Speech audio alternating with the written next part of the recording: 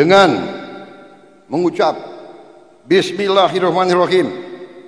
Pada malam hari ini, hari Rabu 14 Mei 2025, saya Prabowo Subianto, Presiden Republik Indonesia, membuka the 19th session of the Conference of the Parliamentary Union of OIC Member States, PUIC, and related meetings. Thank you very much.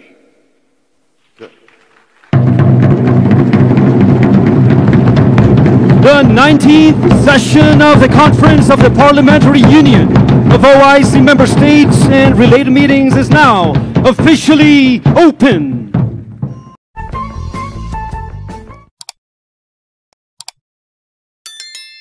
Bismillahirrahmanirrahim.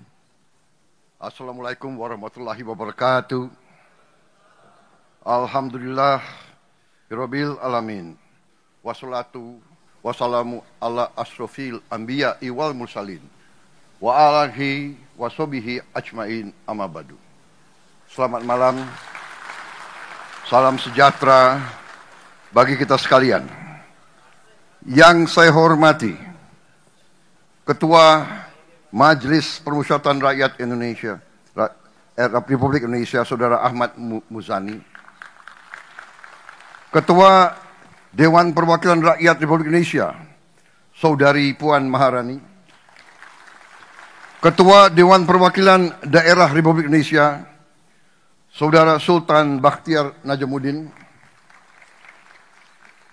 Wakil Ketua Dewan Perwakilan Rakyat Republik Indonesia Profesor Sufmi Dasko Ahmad, Saudara Adis Kadir, Saudara Saan Mustafa, Saudara Cucun Ahmad Samsurizal, beserta seluruh anggota DPR RI yang hadir, para ketua dan wakil ketua delegasi parlemen anggota Parliamentary Union of the OIC Member States, PUIC,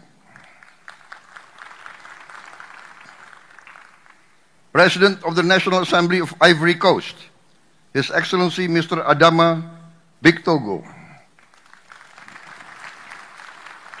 President of the National People's Assembly of Algeria, His Excellency Mr. Ibrahim Boughali, Speaker of the Council of Representatives of Bahrain, His Excellency Mr. Ahmad Al-Musalam, President of the Transitional Legislative Assembly of Burkina Faso, His Excellency Mr. Bougouma Ousmane, Speaker of the Islamic Consultative Assembly of Iran, His Excellency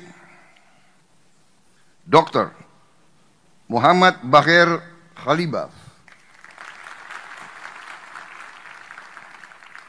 Speaker of the House of Representatives of Malaysia, His Excellency Tan Sri Dato' Johari bin Abdul, Chairman of the Shura Council of Oman, His Excellency Mr. Khalid Hilal Nasser Al-Ma'awali,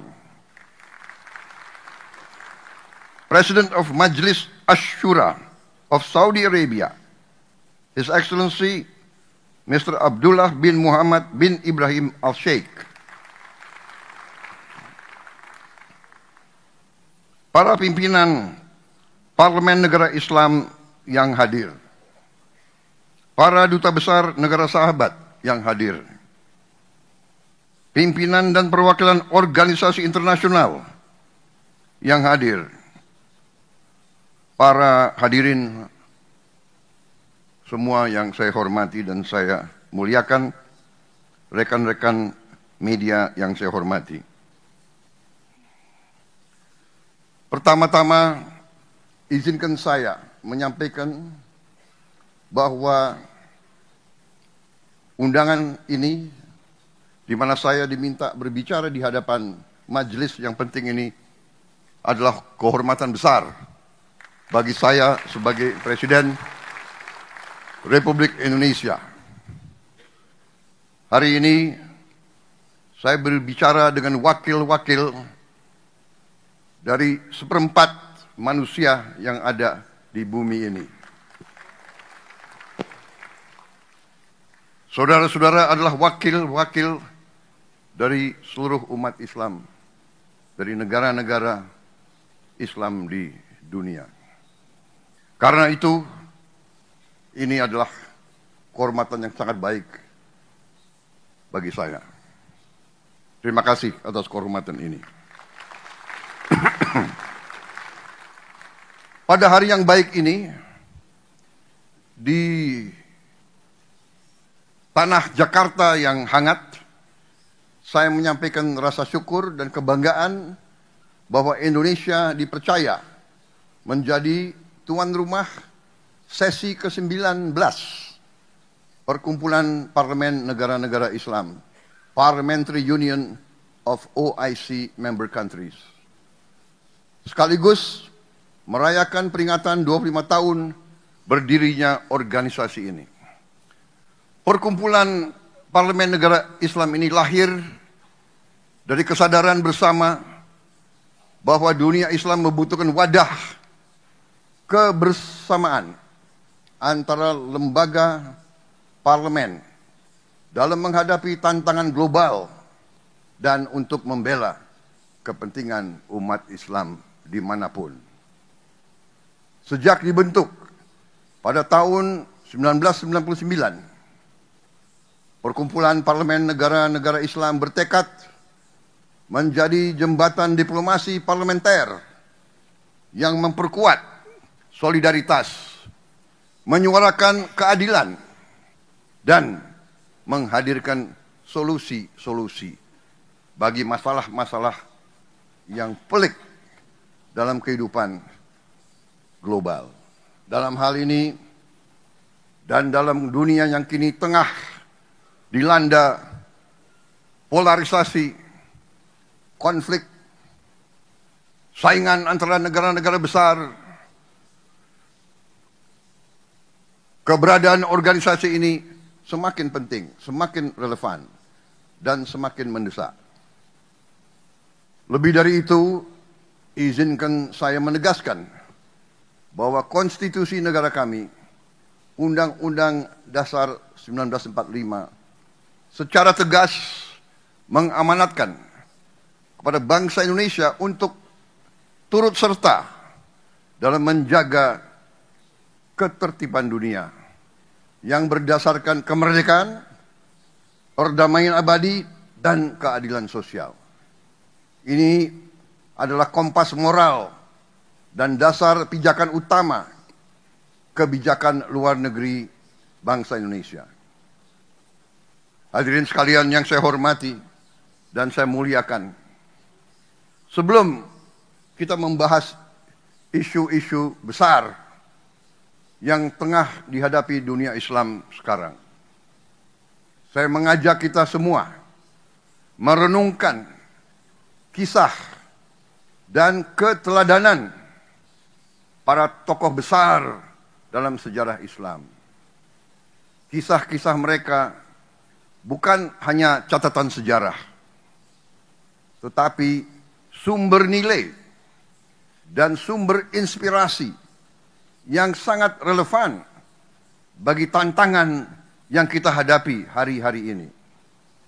Kita bisa belajar dari keberanian mereka, keteguhan mereka, kecerdasan mereka dalam membela kebenaran, dan keberhasilan mereka dalam membangun peradaban. Salahuddin Al-Ayyubi, penakluk Yerusalem, mengajarkan kita tentang keadilan dan kebesaran hati saat berhasil merebut kota suci dari tentara salib. Ia tidak membalas dendam. Ia bahkan memberi jaminan keamanan bagi musuh-musuhnya.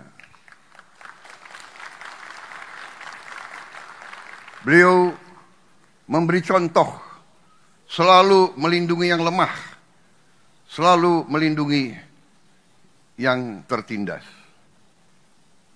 Di dunia yang masih banyak diliputi kebencian dan kekerasan, keteladanan ini menunjukkan bahwa kekuatan sejati seorang pemimpin adalah kasih sayang, rasa kemanusiaan, dan tekad untuk selalu melindungi yang lemah. Khalid bin Walid, simbol pengabdian total bagi umat Islam. Seorang tokoh militer yang tidak pernah kalah dalam setiap peperangan dan pertempuran yang ia pimpin. Tidak ada satupun pertempuran yang ia kalah.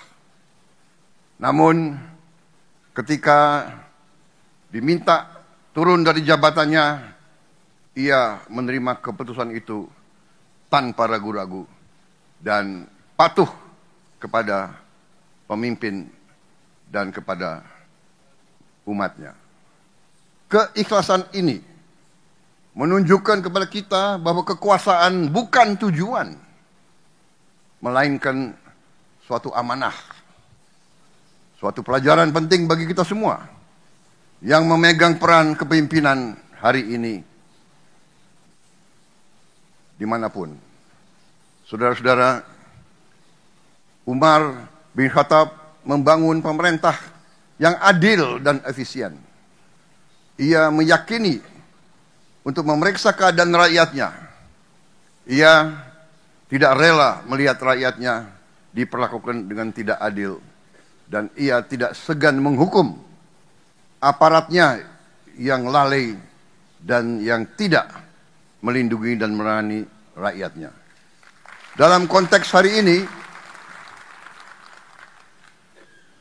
saya yakin bahwa rakyat kita semuanya menuntut pemerintah yang bersih dan transparan. Teladan Umar bin Khattab adalah panggilan untuk bertindak, bukan sekedar berwacana. Karena itu, saya sangat menghormati tema pertemuan ini, yaitu good governance dan strong institutions.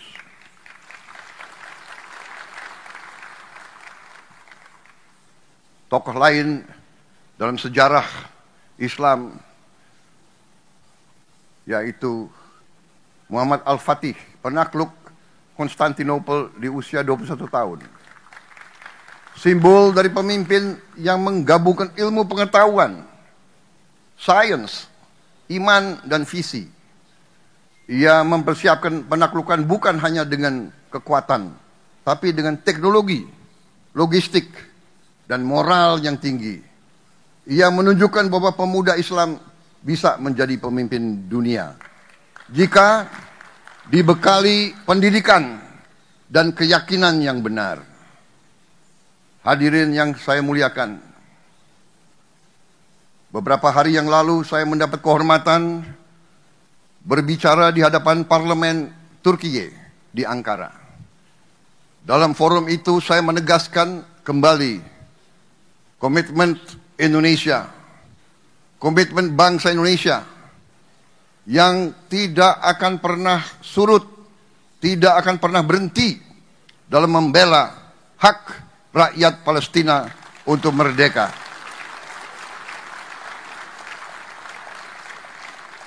Saya ulangi kembali di forum ini, sudah tiba waktu. Jangan kita sekedar berdiskusi, jangan menyusun resolusi lagi. Rakyat Palestina terlalu lama menjadi korban. Rakyat Palestina membutuhkan suatu keberpihakan, suatu tindakan yang nyata.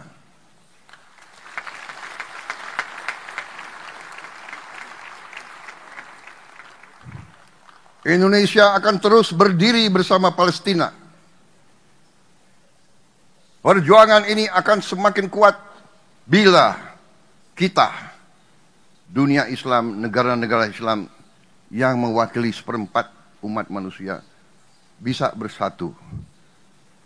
Marilah kita atasi perbedaan kita. Marilah kita atasi kecurigaan kita. Marilah kita atasi rivalitas di antara kita. Marilah kita lihat hal-hal yang penting, yaitu keselamatan umat Islam. Marilah kita melihat masa depan peradaban Islam. Islam pernah memimpin dunia dalam peradaban, dalam sains dan teknologi. Dan kita harus kembali untuk meraih sains dan teknologi supaya kita bisa mengangkat kesejahteraan rakyat kita. Tidak mungkin kita kuat kalau rakyat kita miskin. Tidak ada negara miskin yang kuat. Untuk itu kita harus keluar dari kemiskinan. Kita harus berjuang untuk mengangkat rakyat kita masing-masing dari kemiskinan. Dan untuk itu dibutuhkan pemerintah yang bersih. Hanya dengan pemerintah yang bersih kita bisa mencapai kemakmuran. Saudara-saudara sekalian, tantangan kita bukan hanya Palestina. Kita menghadapi tantangan di mana-mana. Sebagaimana saya katakan, tantangan ini merupakan sumber kelemahan, yaitu kemiskinan, kelaparan, korupsi, ketimpangan pendidikan, dan ketidakmampuan mengelola dan menjaga sumber daya kita masing-masing. Karena itu, tema pertemuan perkumpulan saudara-saudara tahun ini sangat benar dan sangat strategis. Good governance and strong institutions as pillars of resilience. Tanpa tata kelola yang baik, tanpa lembaga yang kuat, tanpa pemimpin-pemimpin yang jujur, pejabat-pejabat yang mengabdi kepada rakyatnya, negara tak akan pernah memiliki daya tahan, apalagi daya saing. Pemerintah Indonesia saat ini berkomitmen menjalankan beberapa agenda besar, mulai dari reformasi politik dan birokrasi, pembangunan sumber daya manusia, swasembada pangan dan energi, hingga penguasaan ilmu pengetahuan dan teknologi. Karena kami percaya solusi bagi masalah dunia dimulai dari bangsa kita sendiri. Apakah bangsa kita masing-masing berhasil mengatasi masalah internalnya sendiri? Saudara-saudara sekalian, kalau kita tidak bisa mengurus bangsa kita sendiri, bagaimana kita mau membantu umat yang sedang dalam kesusahan? Kalau kita lemah, tidak mungkin kita bisa bantu Palestina. Bahkan suara kita pun tidak akan didengar. Suara kita didengar kalau kita bersatu dan kita kuat. Siang ini, sebelum saya tiba di forum majelis terhormat ini, saya sempat berbincang dengan sahabat saya, Sultan Brunei Darussalam. Kami bersepakat bahwa dunia Islam bisa menjadi solusi bagi dunia. Kita bisa dan kita harus menghadirkan perdamaian dunia. Karena itu, saudara-saudara sekalian, ajaran Islam adalah ajaran perdamaian. Esensi ajaran Islam adalah cinta kasih. Inilah esensi agama kita dan inilah warisan yang harus kita hidupkan kembali di tengah dunia yang sedang kehilangan arah. Tetapi walaupun kita ingin perdamaian, kalau kita lemah, mungkin ada pihak-pihak yang tidak ingin perdamaian. Mungkin ada pihak-pihak yang melihat kalau kita lemah, kita bisa dijajah kembali, kita bisa disuruh-suruh sebagai bangsa pion, bangsa budak, bangsa kacung. Saudara-saudara sekalian, mari kita satukan langkah. Kita hidupkan kembali semangat-semangat tokoh besar kita. Kita buktikan bahwa Islam hadir sebagai rahmat bagi semesta alam. Saudara-saudara sekalian, marilah kita merapatkan barisan kita, atasi semua perbedaan kita, melangkah ke depan dalam persatuan. Terima kasih. Wassalamualaikum warahmatullahi wabarakatuh. Salam sejahtera bagi kita sekalian. Salam salve om, santi santi om, nama budaya. Salam kebajikan, rahayu rahayu. Terima kasih. Mr. President, we invite you, accompanied by the Speaker of the House and the President of the 18th PUIC, to strike the Gendang Tabui together as a symbolic act to mark the official opening of this prestigious conference.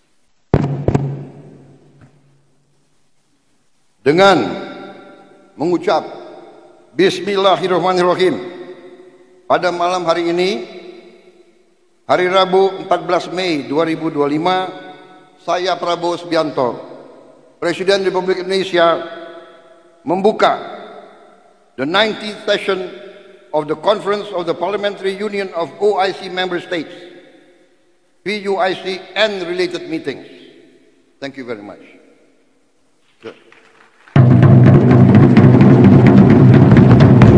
The 19th session of the Conference of the Parliamentary Union of OIC Member States and related meetings is now officially open.